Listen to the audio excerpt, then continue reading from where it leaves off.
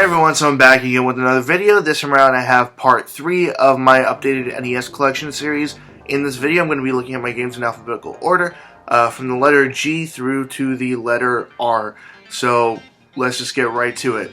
First up is a game that really isn't playable all that much anymore, but it is a original Black Label series game, Jeremih, and of course, the main reason why you can't really play this, or why it really wouldn't be fun to play these days anymore, is because you kind of need Rob the robot to play this game as well, and a whole bunch of accessory pieces, so really not worth getting into that.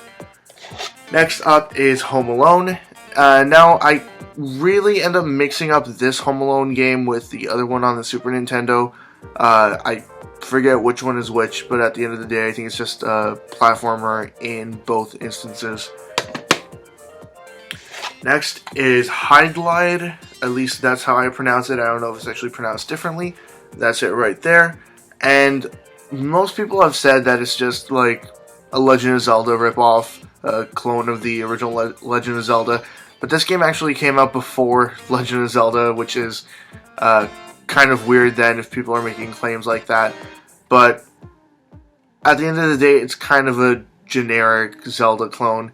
And there's no save function for this game here, other than I think there might be a password system. But this game here, surprisingly, did see a sort of re-release, I suppose, on the Saturn, if I remember correctly. I think there's a Super Hydlide, maybe on the Saturn, or another one of the early CD consoles. Moving on from that, we have Infiltrator. Have never been able to get this game to work reliably, so haven't really had many opportunities to play that. Next is Jack Nicklaus Golf. Just a very mediocre golf game right there, so might as well just skip it over. Next is Kung Fu Heroes, a sort of caricature, I would say, of a couple of things that I'm not going to really get into, but yep, Kung Fu Heroes. I think I ended up mostly buying this just for the label of it alone, which is kind of not the reason to buy it. Next is Legacy of the Wizard. And we have, of course, Legend of Zelda and The Adventures of Link, Zelda 2, The Adventures of Link. Now, this game here, I do have the re-release of it, the gray cartridge, complete in box, as you have seen in the previous video, but I do also have the gold cartridge release of both of them, and they are in pretty decent condition. Not too much wear on the gold paint, although I do think, if I remember correctly, the gold paint on my Zelda 2 is a little bit more worn out, if you can kind of see there on the sides. But again, what else can I really say about The Legend of Zelda that hasn't really been said a million times already? If you ever have the opportunity to play either of these, I highly recommend, of course, the first Legend of Zelda over Zelda 2, but either one of them, they're both games worth experiencing. Moving on from there, we have Little Nemo Dream Master. Don't really know what to say about that game, as to this day I have not really had an opportunity to put that in and actually play it for some period of time.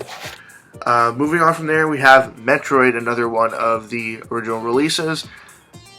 Honestly, I played Metroid Zero Mission to completion on the Game Boy Advance, but I never played the original Metroid.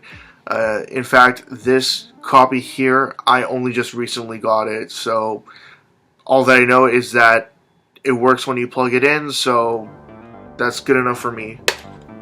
Moving on from there, the only NES Mega Man game that I have, Mega Man 3.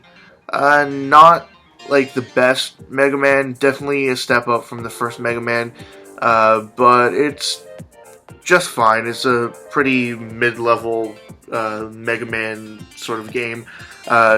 I should probably explain myself better from that. Not to say that it's easier or harder than other releases.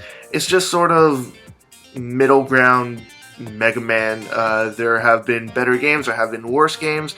This one's just an okay Mega Man. Though I am partial to the X series over the original series, but oh well, what can you do? Moving on from there, we have Milon's Secret Castle. Then we have Mission Impossible, another game that I haven't really played much of, but it seemed interesting in the past, so that's why I ended up grabbing it.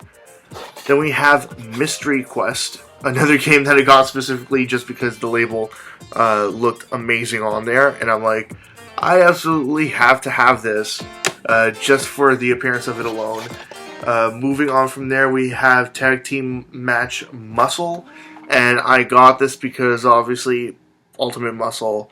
I do like Ultimate Muscle. It's an okay wrestling game, especially from other kinds of wrestling games that you would get back during the NES era.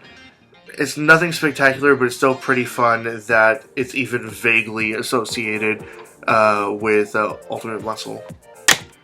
Moving on from there, we have Operation Wolf.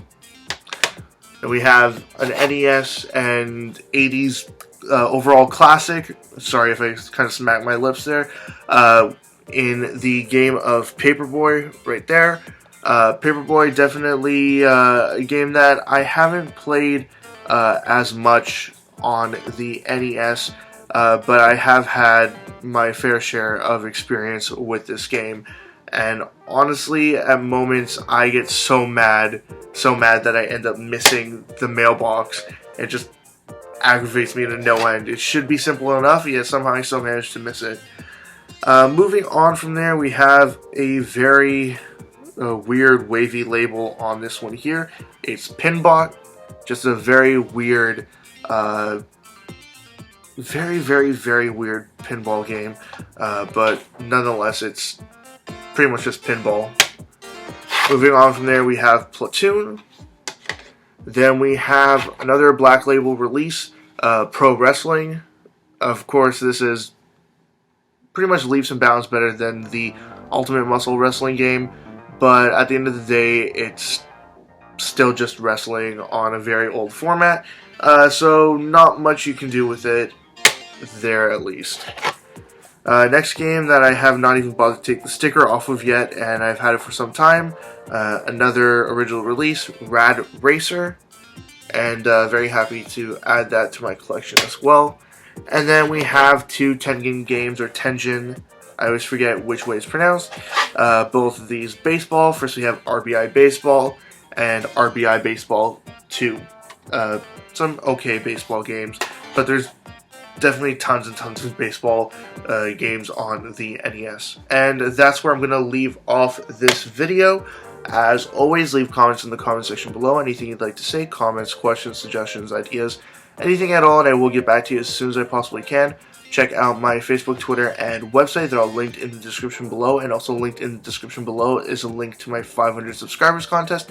Check that out as well if you'd like, and that's it. See ya.